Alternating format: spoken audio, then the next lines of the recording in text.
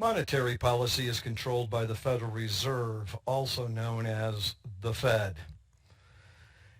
If the economy is beyond full employment, the Federal Reserve could use the reserve requirement to try to get this economy back to the full employment rate.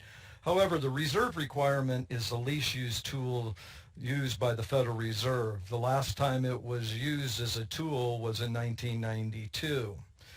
If the economy is beyond full employment, then a tool that the Federal Reserve could use is to increase the reserve requirement. If they increase the reserve requirement, banks have to hold on to more of those cash reserves, which means they'll have fewer excess reserves. In other words, those reserves used for lending. So banks will reduce their lending as their excess reserves go down, and as they reduce their lending, this decreases the money supply. In other words, the money supply shifts to the left, which then will raise the nominal interest rate. So as the money supply shifts to the left, this increases the nominal interest rate. Now, borrowers, whether they be households or firms, aren't interested in the nominal rate. They're more interested in what's called the real rate. And so the real rate of interest using the Fisher equation is the nominal is equal to the real plus the expected inflation rate.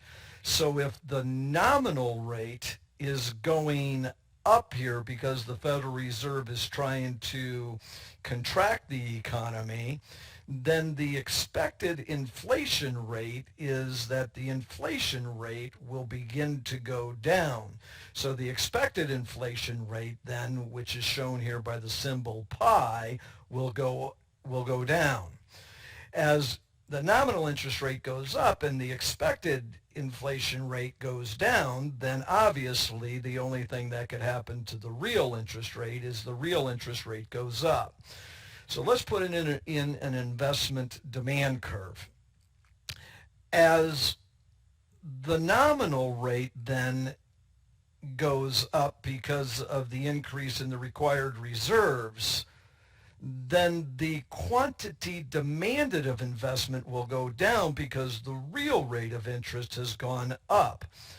As the real rate of interest goes up, then investment in the economy will go down.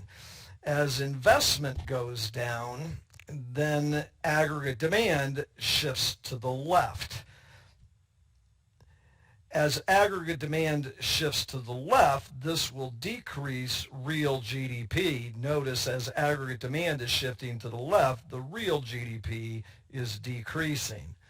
Now, as real GDP decreases, then the employment in the economy goes down. In other words, at this point, the economy is beyond full employment, so the unemployment rate is rather low. So as the Federal Reserve tries to slow this economy down, then the employment rate will begin to go down as output goes down. Obviously, then the unemployment rate goes up. Here we're beyond full employment. The Federal Reserve begins to slow down this economy. Aggregate demand shifts to the left, and the unemployment rate goes up. And then finally, as you can tell, then as aggregate demand shifts to the left, then the price level begins to go down.